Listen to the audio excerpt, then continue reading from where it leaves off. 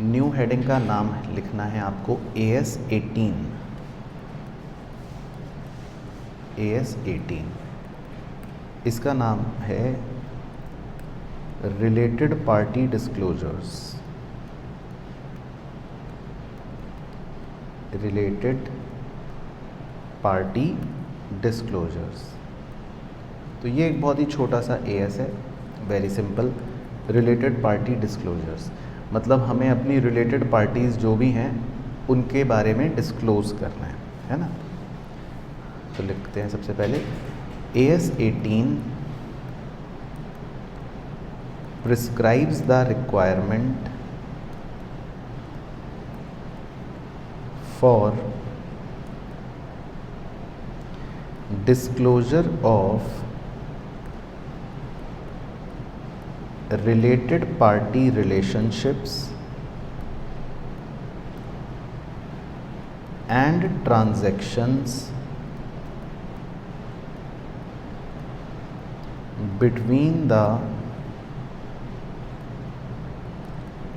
reporting enterprise and its related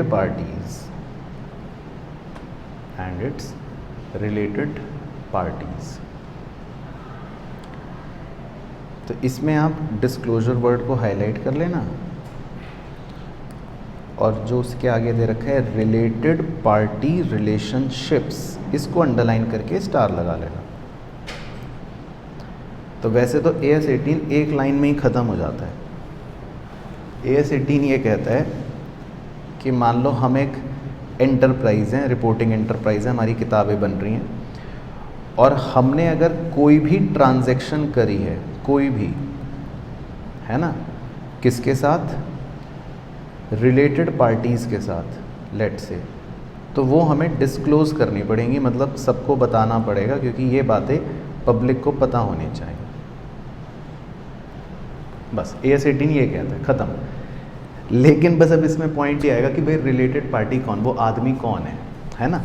तो जैसे हमने लिखा कि disclosure of related party relationships, तो अगला पॉइंट हमारा यही है कि रिलेटेड पार्टी रिलेशनशिप्स किसको कह रहे हैं।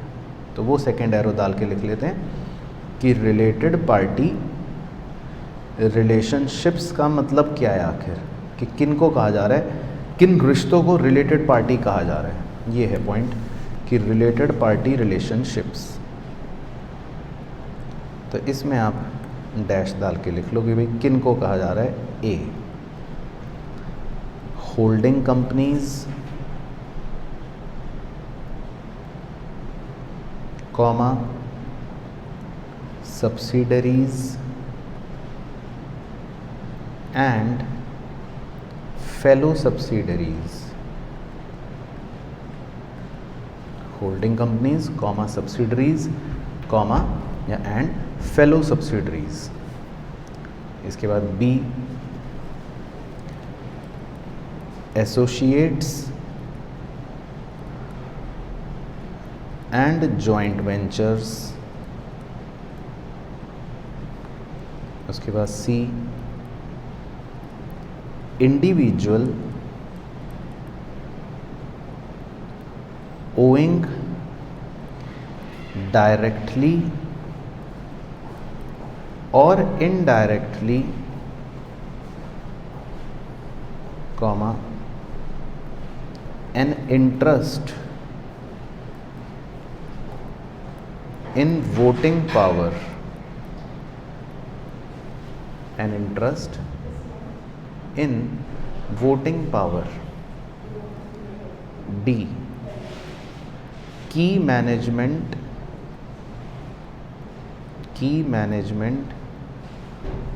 personnel and relatives of such personnel. E enterprise over which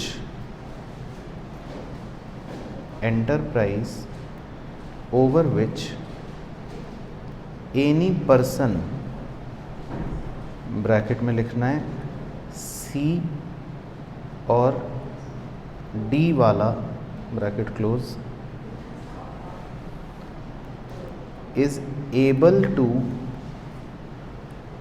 is able to exercise significant influence, is able to exercise significant influence। तो ये लिखना। तो देखो ये समझ लेते हैं, मेन तो खेल इसका है कि रिलेटेड पार्टी रिलेशनशिप्स क्या हैं। तो पहला तो लिखा है होल्डिंग कंपनी और सब्सिडरीज या फेलो सब्सिडरीज। तो होल्डिंग और सब्सिडरी आपने जैसे अगर कंसोलिडेटेड फाइनेंशियल स्टेटमेंट पढ़ ही लिया तो ये तो बिल्कुल वही चीज़ है। तो होल्डिंग कंपनी मतलब ये कि जो दूसरी कंपनी में 50% से ज़्यादा हिस्सेदारी रखती है, और सब्सिडरी मतलब उसकी नीचे वाली जो कंपनी हो गई। और फेलो सब्सिडरी का मतलब होता है कि अगर एक्स कंपनी ने वाई को होल्ड कर रखा है और वाई ने जेड को होल्ड कर रखा है तो जेड एक फेलो सब्सिडरी हो गई, है ना। बाकी एसोसिएट्स हम अभी आगे पढ़ेंगे टर्म आपको, अभी एसोसिएट थोड़ा सा। जॉइंट वेंचर्स ये आपने सुन रखा होगा। जॉइंट वेंचर्स का मतलब होता है कि जब दो बिजनेसेस मिलकर कोई एक टास्क करते हैं। जैसे जब भारत में F1 रेस हुई थी तो एयरटेल और जेपी, इन दोनों का अलग अलग बिजनेस है। एयरटेल टेलीकॉम में है, जेपी इंफ्रास्ट्रक्चर कंपनी है। तो लेकिन इन दोनों ने मिलकर कहा था कि हम फार्मूला 1 भारत में करवाएंगे। तो उस पर्टिकुलर प्रोजेक्ट के लिए दोनों मिले, काम करा, F1 रेस करवाई और बस फिर अपना अपना काम कर रहे। तो जॉइंट वेंचर मतलब एक तरह से वही मिली भगत पार्टनरशिप कह लो आप। सी और डी समझ लेते हैं मेनली। तो सी कह रहा है, सी में किसी आदमी की बात हो रही है। जैसे ए और बी पॉइंट्स जो है वहाँ पर तो कंपनियों की बात हो रही है, holding company, subsidiary company, joint ventures, associates, है ना। लेकिन सी और डी में आदमियों की बात हो रही है। अब सी में कौन आदमी है, लिखा है इंडिविजुअल, एक ऐसा आदमी ओइंग डायरेक्टली और इनडायरेक्टली, या तो डायरेक्ट या इनडायरेक्ट तरीके से वोटिंग पावर में वो इंटरेस्ट रखता है। अब ये इंटरेस्ट क्या है हालांकि मैं आपको आगे बताऊंगा, लेकिन अभी के लिए समझ लो कि जैसे मान लो आपकी कंपनी है, उसमें आपके जितने भी शेयर होल्डर्स हैं, तो उनमें से मान लो मेरे बहुत सारे दोस्त हैं। तो मैं एक ऐसा इंडिविजुअल हूँ जो मैं डायरेक्टली या इनडायरेक्टली आपकी कंपनी की वोटिंग पावर में दिलचस्पी रखता हूँ, तो मैं वो एक तरह से इंडिविजुअल कहलाया जाऊँगा। डी में लिखा है की मैनेजमेंट पर्सोनल। अब आपकी कंपनी में एक बहुत जो CFO होगा, या मान लेते हैं कोई एग्जीक्यूटिव डायरेक्टर होगा, हालांकि ये भी मैं आगे कवर करूँगा कि की मैनेजमेंट पर्सोनल किसको कहते हैं अभी। लेकिन जो आपकी कंपनी का मान लो मेन एग्जीक्यूटिव डायरेक्टर होगा, चेयरमैन होगा, वो इसका मतलब की मैनेजमेंट पर्सोनल है। और उसके जितने रिश्तेदार, रिलेटिव्स, ये भी बताऊंगा, मतलब ऐसा नहीं कि दूर की चाची के भतीजे का बेटा, इतना भी नहीं, लेकिन मतलब माँ बाप, भाई बहन, पति पत्नी, ये सब जो हो गए वो सब भी माने जाएंगे। और ई जो है, ई में हम एक ऐसी कंपनी की बात कर रहे हैं, एंटरप्राइज, एक ऐसे एंटरप्राइज की बात कर रहे हैं जिसके अंदर सी वाला आदमी या डी वाले आदमी का काफ़ी ज़्यादा सिग्निफिकेंट इन्फ्लुएंस हो, तो वो भी एंटरप्राइज रिलेटेड पार्टी होगी। तो मतलब ये बेसिकली समझाना चाहता है कि रिलेटेड पार्टी रिलेशनशिप का मतलब है holding company, subsidiary, associate, joint venture, वो वाला आदमी, सी वाला आदमी, डी वाला आदमी, इनके रिलेटिव्स, या एक ऐसी कंपनी जिसमें सी या डी वाले आदमी का काफ़ी ज़्यादा इन्फ्लुएंस है। तो इन सबको हम रिलेटेड पार्टी कहते हैं। फिर इसके बाद अगला पॉइंट, नेक्स्ट एरो डाल के, the following are deemed not to be related parties. लेकिन नीचे जिनका नाम हम लिखेंगे इन्हें रिलेटेड पार्टीज नहीं माना जाएगा। जिनका नाम हम अभी नीचे लिखेंगे इन्हें रिलेटेड पार्टीज नहीं माना जाएगा। तो ये कौन लोग हैं,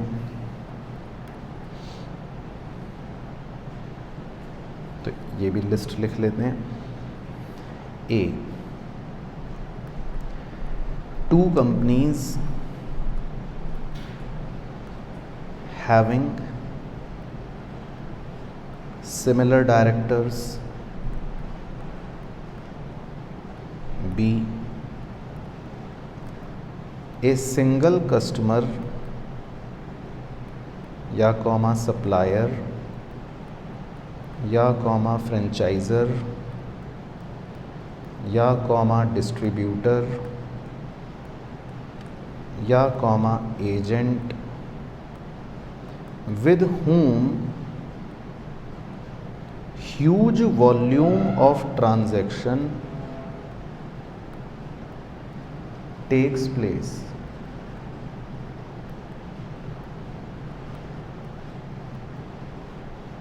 C. The parties listed below,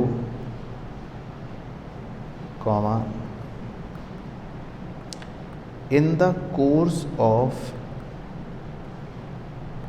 their normal dealings with an enterprise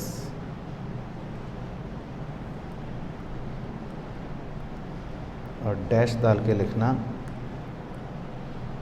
number 1 providers of finance, Number 2 trade unions, Number 3 public utilities, Number 4 government departments,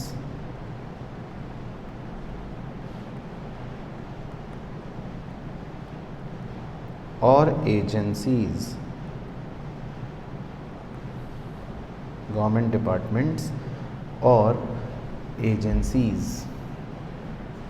चलो तो देखो अब इसका क्या मतलब है कि भाई इन लोगों को हम रिलेटेड पार्टी नहीं मानेंगे। जैसे लेट से 2 कंपनीज ऐसी हैं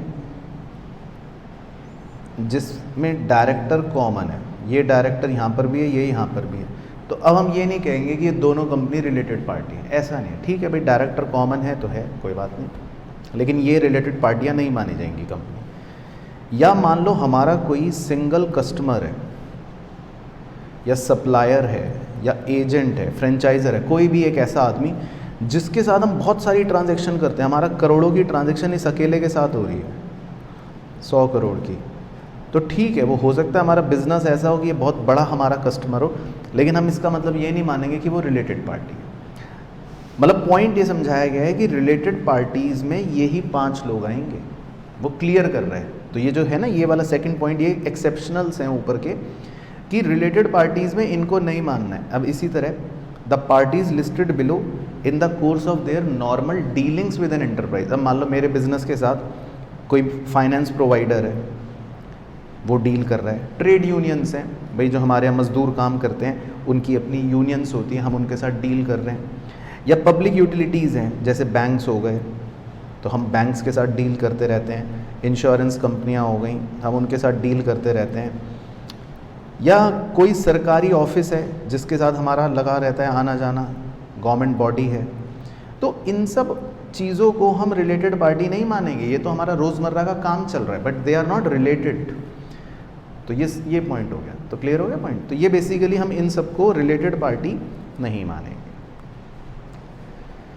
अब बस हमको नीचे स्टार डाल के कुछ टर्म्स लिखने हैं, मतलब मीनिंग जो हमने ऊपर कवर करे, भाई एसोसिएट क्या है, इंटरेस्ट क्या है ना, की मैनेजमेंट पर्सनल क्या है, रिलेटिव क्या है, सिग्निफिकेंट इन्फ्लुएंस क्या है, इन बातों को हम स्टार डाल के लिख लेते हैं।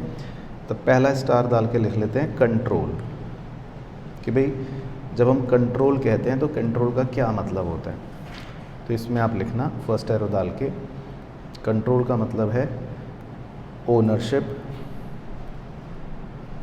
ब्रैकेट में डायरेक्टली और indirectly,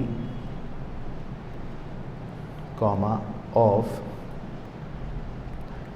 more than 50% of voting power, comma और second arrow control of composition of board of directors, और तीसरा arrow substantial interest in voting power, substantial interest in voting power. इसमें आप सब्सटेंशियल इंटरेस्ट को थोड़ा बादल बना लेना। तो देखो, जब हम कंट्रोल वर्ड कहते हैं, कंट्रोल है ना, जैसे रिलेटेड पार्टीज़ के बारे में हम लिखते समय कंट्रोल वर्ड कहते हैं। जैसे यहाँ पर आता है कि भाई सी पॉइंट में मेनली कि भाई इंडिविजुअल ओइंग डायरेक्टली और indirectly interest in voting power, है ना, कि वो कंट्रोल कर रहा है एक तरह से, इसका मतलब कंट्रोल ही हो गया। तो कंट्रोल का मतलब क्या, आप कैसे कंट्रोल पहचानोगे कि या तो हम 50% से ज़्यादा वोटिंग पावर मतलब ओनरशिप रखते हैं, तो ऑब्वियसली फिर तो आप होल्डिंग कंपनी ही बन रहे हो, या आप बोर्ड ऑफ डायरेक्टर्स के कॉम्पोजिशन को कंट्रोल करते हो। भाई मान लो बोर्ड ऑफ डायरेक्टर में जितने लोग हैं या काफ़ी ज़्यादा जो लोग हैं उनको मैं कंट्रोल कर सकता हूँ, मेरे पास ऐसी शक्ति है, तो ये भी बन सकता है। या फिर मेरा सब्सटेंशियल इंटरेस्ट है वोटिंग पावर में। अब सब्सटेंशियल इंटरेस्ट कैसे नापा जाएगा, उसको नीचे एरो डाल के लिख लेते हैं भाई सब्सटेंशियल इंटरेस्ट का क्या मतलब होता है। तो सब्सटेंशियल इंटरेस्ट तब कहा जाता है कि जब डायरेक्टली और इनडायरेक्टली कंट्रोल्स मोर देन 20%, तो उसको सब्सटेंशियल माना जाता है। तो ये परिभाषा एएस के अंदर ही कवर कर रखी है। भाई सब्सटेंशियल किसे मानना है, जब आप 20% से ज़्यादा कंट्रोल कर रहे हो तब भी आप मतलब एक तरह से सब्सटेंशियल इंटरेस्ट रखते हो।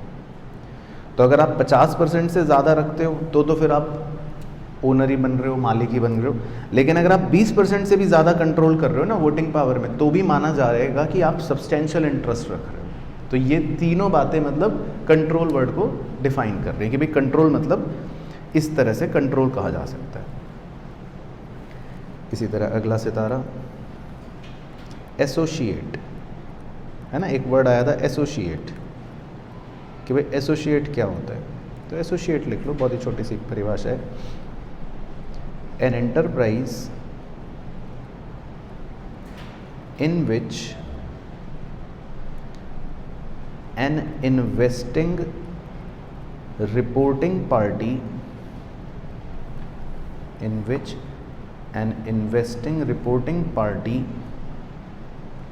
has significant influence and which is neither subsidiary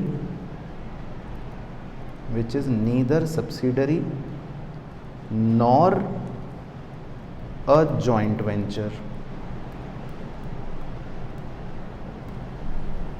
3 words इसमें अंडरलाइन कर लें, 2 अंडरलाइन करने, एक सब्सिडरी, एक जॉइंट वेंचर, और सिग्निफिकेंट इन्फ्लुएंस को ब्लॉक बनाना है।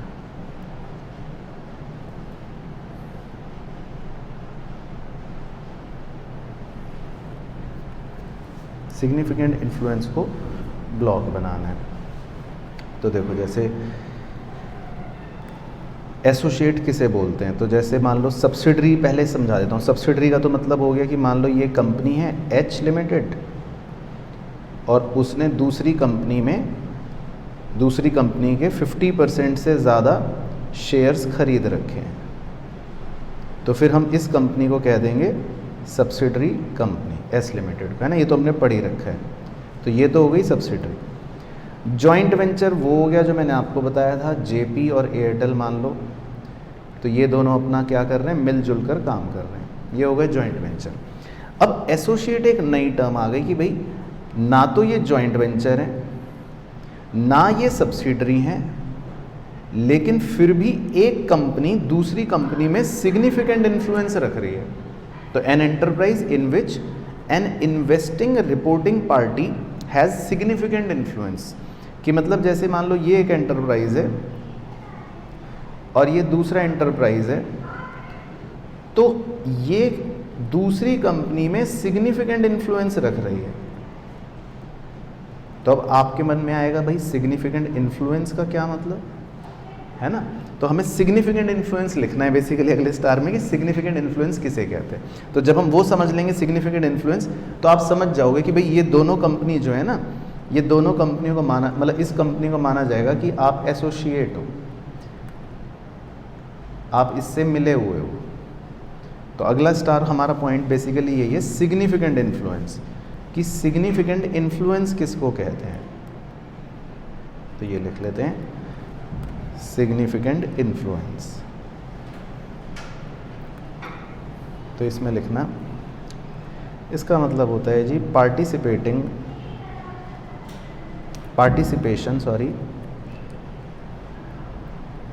इन द फाइनेंशियल एंड और ऑपरेटिंग पॉलिसी डिसीजंस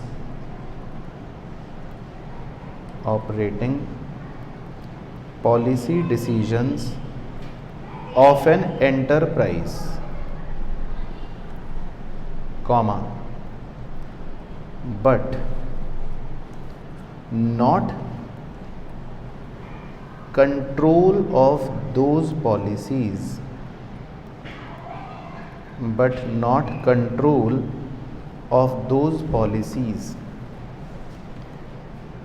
एग्जाम्पल लिखना है इसके नीचे, representation on board of directors, comma, participation in policy making process,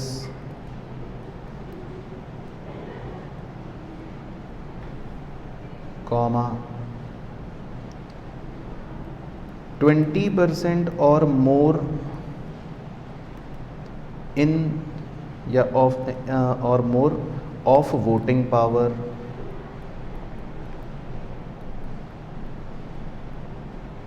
etcetera. मतलब और भी एग्जांपल्स हो सकते हैं। तो देखो बहुत सिंपल मतलब है, सिग्निफिकेंट इन्फ्लुएंस का मतलब है कि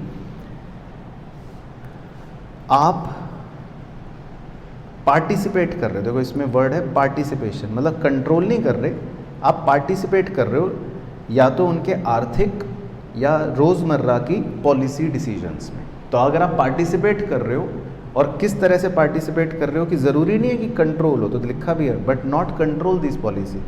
तो जैसे आप बोर्ड ऑफ डायरेक्टर्स में रिप्रेजेंट करते हो, या आप पॉलिसी मेकिंग प्रोसेस में पार्टिसिपेट करते हो, या आपके पास वही वोटिंग पावर से 20% ज़्यादा है, तो इन सब चीज़ों को कहा जा सकता है कि भाई इसका मतलब आपका भी सिग्निफिकेंट इन्फ्लुएंस है। तो अगर आप डायरेक्टर मीटिंग में बैठ रहे हो, पॉलिसी मेकिंग मीटिंग में बैठ रहे हो, वोटिंग पावर का 20% रख रहे हो, तो इसका मतलब आपका सिग्निफिकेंट इन्फ्लुएंस है। तो अब अगर मेरी कंपनी दूसरी कंपनी में सिग्निफिकेंट इन्फ्लुएंस रख रही है, तो हम दूसरी कंपनी को क्या बोल देंगे, एसोसिएट बोल देंगे। तो समझ आ गया अब एसोसिएट का मतलब। तो वो लिंक चल रहा है ऐसे कि भाई एसोसिएट क्या है, ये है। और ये एसोसिएट वर्ड कहाँ पर आया था, सबसे ऊपर, ये रहा। तो ये रिलेटेड पार्टी होते हैं। तो यहाँ तक क्लियर हो गया। अब ऐसी एक टर्म था की मैनेजमेंट पर्सोनल। भाई की मैनेजमेंट पर्सोनल, ये आदमी कौन है ना। तो ये अगला स्टार लिखते हैं, की मैनेजमेंट पर्सोनल। तो की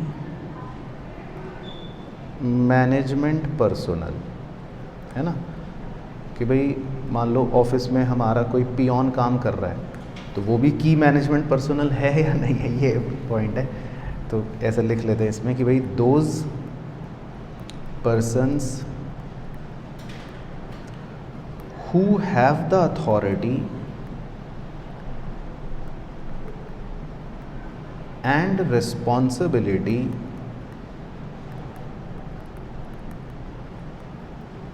for planning, directing and controlling the activities of reporting enterprise। तो इसमें हम अंडरलाइन कर लेते हैं अथॉरिटी को रिस्पॉन्सिबिलिटी को और प्लानिंग, डायरेक्टिंग, कंट्रोलिंग को हाईलाइट कर लेते हैं। मतलब एक ऐसा आदमी जिसके पास शक्तियां हैं, जिसके ऊपर जिम्मेदारी है प्लानिंग करने की, डायरेक्ट करने की, कंट्रोल करने की, ऐसे आदमी को हम की मैनेजमेंट पर्सनल कहेंगे। तो इसके एग्जांपल्स लिख लेते हैं कि भाई इसमें कौन लोग आ सकते हैं। मैनेजिंग डायरेक्टर्स, एमडीज, है ना भाई, ये लोग होते हैं। या एग्जीक्यूटिव डायरेक्टर्स जो बिल्कुल काम में लगे रहते हैं कंपनी को आगे ले जाने के लिए, ये सब जो हैं वो मतलब की मैनेजमेंट पर्सनल माने जाएंगे। अब इसमें एक बड़ा ही अच्छा पॉइंट कवर किया गया है कि भाई अगर नॉन एग्जीक्यूटिव डायरेक्टर है कोई, यानी कि पार्ट टाइम वाला, तो उसको हम की मैनेजमेंट पर्सनल नहीं कहेंगे। तो इसको आप काट देना ब्लॉक बनाकर। वो की मैनेजमेंट पर्सनल नहीं है क्योंकि उसकी जिम्मेदारियां कम होती हैं, उसके पास रिस्पॉन्सिबिलिटी नहीं है ज़्यादा, क्योंकि वो कभी कभी आता है, तो उसको हम नहीं मानेंगे, है ना। तो समझ आ गया की मैनेजमेंट पर्सनल। तो मेनली एमडी हो गया या एग्जीक्यूटिव डायरेक्टर्स हो गए, ये लोग हो गए। अब इसी तरह एक टर्म आया था रिलेटिव, रिश्तेदार, कि चाची की बुआ के बेटे का भतीजा, कौन रिलेटिव। तो इसमें वैसे सिंपल मतलब है कि भाई लिख लो आप spouse, son, daughter, brother, sister, father and mother, है ना, जो आपसे डायरेक्टली रिलेटेड है। तो ये हो गए बेसिकली रिलेटिव। बाकी होल्डिंग कंपनी हमें पता ही है, सब्सिडरी हमें पता ही है, तो मुझे नहीं लगता और कोई टर्म ऐसा बच रहा है जो ऊपर प्रभाव डालेगा अब हमारी बातों को। तो एक बार हम दोबारा अगर देखें कि रिलेटेड पार्टी कौन है, तो हमारी रिलेटेड पार्टी जो है होल्डिंग हो गई, सब्सिडरी हो गई, फेलो सब्सिडरी हो गई, एसोसिएट्स हो गए मतलब जिनका सिग्निफिकेंट इन्फ्लुएंस है, जॉइंट वेंचर्स जिनके साथ हम मिलकर काम कर रहे हैं, ऐसे लोग जो वोटिंग पावर में डायरेक्टली इनडायरेक्टली इंटरेस्ट रखते हैं, और इंटरेस्ट मतलब 20% से मान लो वो ज़्यादा रख रहे हैं। की मैनेजमेंट पर्सनल जिसमें आपका एमडी आ गया, या मान लो एग्जीक्यूटिव डायरेक्टर आ गया। इसमें सीए आएगा क्या, सीए चार्टर्ड अकाउंटेंट। तो चार्टर्ड अकाउंटेंट जो है वो मेरे हिसाब से इस परिभाषा में शायद फिट ना बैठे। Those persons who have the authority and responsibility of planning, directing, controlling the activities. हाँ, अगर वो या तो कंपनी के अंदर ही सीएफओ है, वो सारी एक्टिविटियाँ प्लान कर रहा है, सारी एक्टिविटियाँ डायरेक्ट कर रहा है, तो ठीक है। अदरवाइज़ कोई ऑडिटर है, स्टैट्यूटरी ऑडिटर करने आया बाहर से, वो नहीं, है ना। और इनके रिश्तेदार हो गए, रिलेटिव्स भी क्लियर हो गए। और या फिर कोई ऐसा एंटरप्राइज जिसमें सी वाला आदमी और डी वाला आदमी का भी सिग्निफिकेंट इन्फ्लुएंस हो। और सिग्निफिकेंट इन्फ्लुएंस भी हम समझ गए कि क्या मतलब होता है। सिग्निफिकेंट इन्फ्लुएंस मतलब ये कि भाई आप कुछ ना कुछ पॉलिसियों में पार्टिसिपेट करते हो, चाहे कंट्रोल ना भी करो, लेकिन आप रिप्रेजेंट करते हो, तो भी आपका सिग्निफिकेंट इन्फ्लुएंस माना जाता है। तो मतलब AS 18 की लाइन तो बस यही है कि भाई अगर आप रिलेटेड पार्टीज़ के साथ क्या कर रहे हो, कोई भी ट्रांजैक्शन कर रहे हो, तो उसको डिस्क्लोज कर दो। अब बस हमें ये पॉइंट लिखना है लास्ट एरो डाल के कि क्या डिस्क्लोज करें। ये भी तो एक पॉइंट बस लास्ट लिखना है। डिस्क्लोजर, क्या बातें डिस्क्लोज करें, तो वो हम लिख लेते हैं बिंदी डाल डाल के कि भाई क्या बातें डिस्क्लोज करनी है हमें। तो पहली बिंदी, the name of the transacting related party, ठीक है, उसका नाम जिसके साथ हम ट्रांजैक्शन कर रहे हैं वो डिस्क्लोज करेंगे। इसके बाद description of the relationship between the parties, हमारा क्या रिश्ता है उसके साथ। तीसरा, description of nature of transactions, किस प्रकार की हमने आपस में ट्रांजैक्शंस करी हैं। फोर्थ, वॉल्यूम ऑफ ट्रांजैक्शंस, कितनी ट्रांजैक्शंस करी हैं। इसके अलावा other elements of the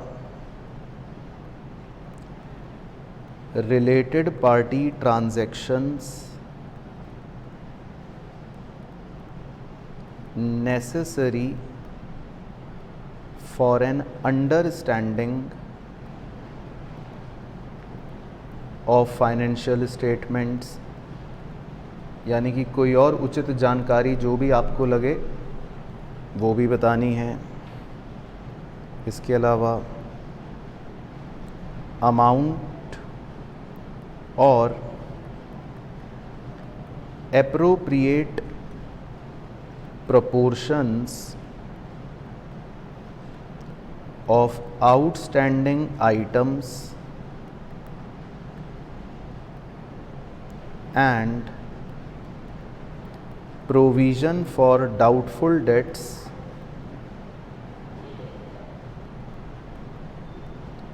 due from such parties। अगर आपको उन पार्टीज़ पर कोई डाउट है कि ये पैसे नहीं देंगे तो कितना आप प्रोविज़न बना रहे हो या कितना अमाउंट अभी आउटस्टैंडिंग है वो बताना पड़ेगा। और लास्ट, अमाउंट रिटर्न ऑफ और return back due from related parties. कुछ अगर अमाउंट राइट ऑफ करा है आपने या राइट बैक करा है आपने तो वो भी बताना पड़ेगा। मतलब इन नटशल काफ़ी सारी चीज़ें बतानी है कि भाई उसका नाम क्या है, रिश्ता क्या है आपका, कैसी ट्रांजैक्शन करते हो, कितना वॉल्यूम है, कुछ और ज़रूरी एलिमेंट्स अगर आपको लगते हैं तो कोई प्रोविज़न तो नहीं बना रहे, कुछ राइट ऑफ तो नहीं करा उसके अमाउंट के अगेंस्ट। मतलब ये सब डिस्क्लोजर्स हमें करने पड़ेंगे। तो क्लियर हो गया? चलो, तो इसके तो बहुत छोटे से क्वेश्चंस हैं, वो देख लेते हैं एक बार, तो उससे आइडिया हो जाएगा कि क्या है। तो पहले ये वाला इलस्ट्रेशन करते हैं, बढ़िया इलस्ट्रेशन है, इलस्ट्रेशन 1। इसमें लिखा है identify the related parties in the following cases as per AS 18। तो हमें AS 18 के मुताबिक रिलेटेड पार्टीज को पहचानना है। A Limited holds 51% of B Limited। ठीक है, तो इसका मतलब तो ये हो गया कि A एक होल्डिंग कंपनी है और B उसकी सब्सिडरी हो गई। फिर लिखा है B Limited holds 51% of O Limited। B Limited जो है वो O Limited में 51% होल्ड करता है। तो B और O के संदर्भ में देखें तो B होल्डिंग हो गई और O उसकी सब्सिडरी हो गई। अच्छा, A के संदर्भ में O को देखें तो फेलो सब्सिडरी, बिल्कुल सही। और फिर लिखा है Z होल्ड्स 49% ऑफ O। तो O बेचारी दो ही कंपनियों ने O में इन्वेस्ट कर रखा है, 51% B ने और 49% Z ने। तो Z होल्डिंग नहीं है। अगर हम देखें Z जो है वो होल्डिंग नहीं है ना। लेकिन हम इसको कह सकते हैं कि ये भी 20% से ज़्यादा होल्ड करती है, सिग्निफिकेंट इन्फ्लुएंस तो रखती ही होगी। तो ये भी है रिलेटेड पार्टी, है, एसोसिएट कह सकते हैं, है ना। तो अब वो कह रहा है, मतलब अब हमें सबके बारे में बताना है कि मान लो हमारी रिपोर्टिंग एंटिटी A लिमिटेड है, लेट से, मतलब मैं ऐसे हाथ का निशान बना देता हूँ। तो अगर हमारी रिपोर्टिंग एंटिटी A लिमिटेड है तो हमें ये देखना है कि A लिमिटेड की रिलेटेड पार्टी कौन कौन होंगी। तो A लिमिटेड की रिलेटेड पार्टी कौन होंगी? B क्योंकि वो सब्सिडरी है और O क्योंकि वो फेलो सब्सिडरी है। तो अगर हम ए के हिसाब से आंसर देखेंगे तो रिलेटेड पार्टी होगी बी और ओ। अब बी के हिसाब से सोचते हैं, ए को हटा देते हैं, बी के एंगल से सोचते हैं कि बी अगर हमारी रिपोर्टिंग एंटिटी है तो बी की रिलेटेड पार्टी कौन होंगी?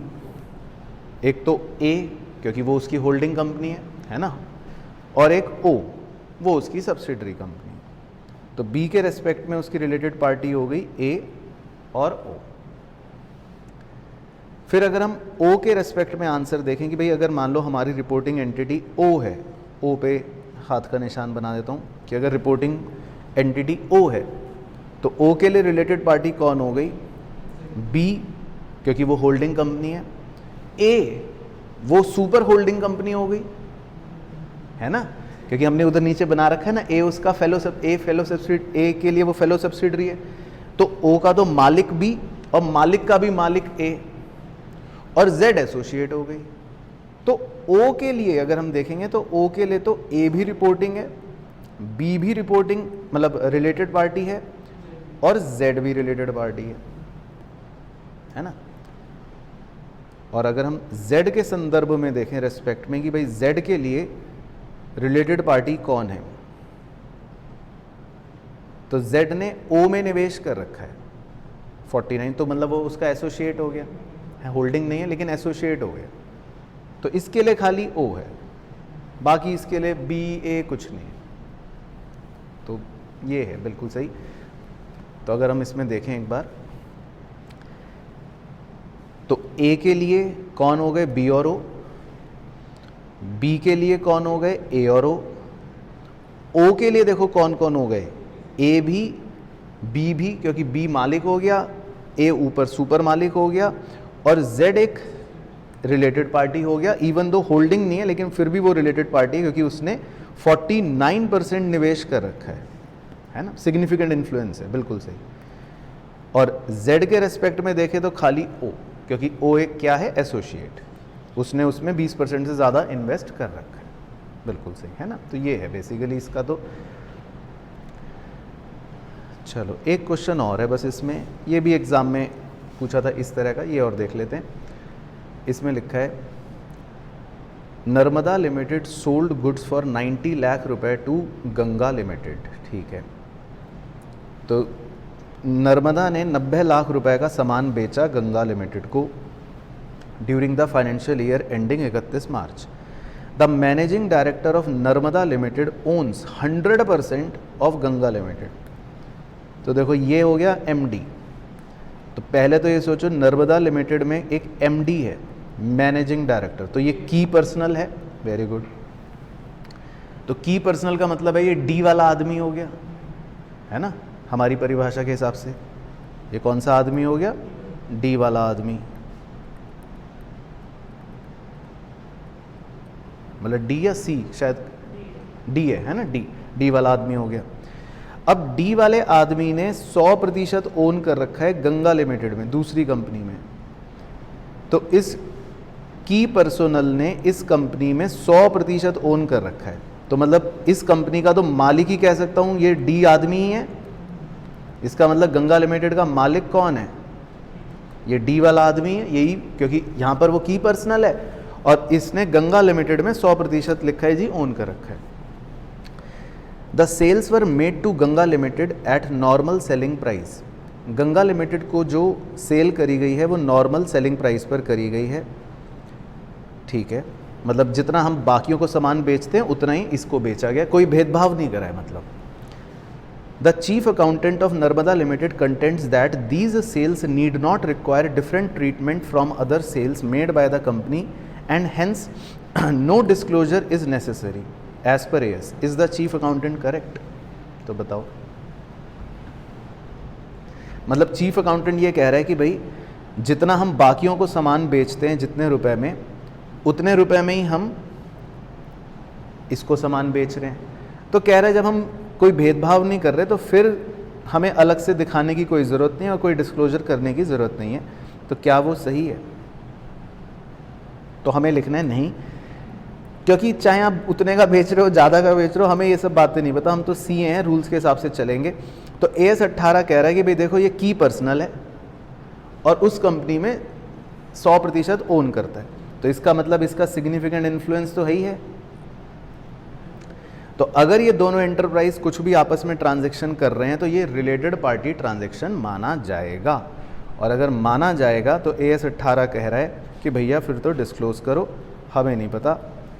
तो बस यही लिखा है कि भाई in the given case Narmada and Ganga limited are related parties, तो इसीलिए हमें डिस्क्लोजर करना पड़ेगा, हेंस डिस्क्लोजर। और लास्ट में लिख देंगे तो चीफ अकाउंटेंट जो है वो इसका मतलब क्या है, गलत है, इज रॉन्ग। तो क्लियर हो गया। तो ये एक छोटा सा ही AS था, AS 18। तो बस इसमें हमको ये पहचानना है कि भाई आप रिलेटेड पार्टी अगर हो तो हम डिस्क्लोजर कर देंगे, नहीं हो तो फिर ज़रूरत नहीं। चलो, तो बस यही करना था इसमें, तो डन।